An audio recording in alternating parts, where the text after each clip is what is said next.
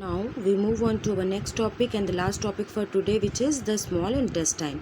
Small intestine is highly coil-like structure we have seen already in our figure of human digestive system, and it is about 7.5 meters long. Where it receives secretion from, it receives secretion from the glands like liver and the pancreas. Okay, and its wall also secretes juices. Liver is reddish brown gland situated in the upper part of the abdomen on the right side. You know what is abdomen? Abdomen is our stomach only, and liver is the reddish brown gland which is situated on the upper part of the abdomen on the right side. It is the largest gland in our body. Remember that liver is the largest gland in our body. It secretes bile juice that is stored in a sac called gallbladder. One kind of juice is there which is secreted by liver. It is known as bile juice, and it is stored in a sac called gallbladder. Bile plays an important role in digestion of fats. Whatever the fats we are eating, the bile plays very important role in digestion of that fats. Pancreas is large cream colored gland located just below stomach. Now pancreas is a large cream colored gland located just below the stomach.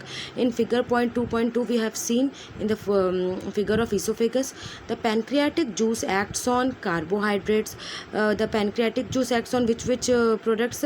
Carbohydrates, fats and proteins, and changes them into simpler forms. Okay. The partly digested food now reaches the lower part of the small intestine.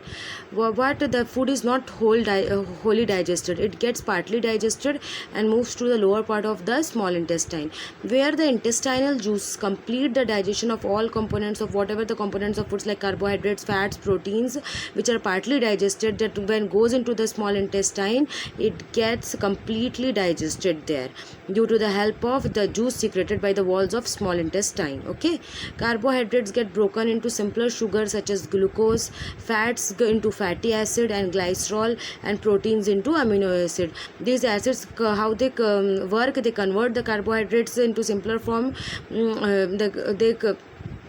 Into simpler form into sugars such as glucose, fats into fatty acids, and glycerol into fatty acid and glycerol, and proteins into amino acids. Okay, thank you. That's all for today.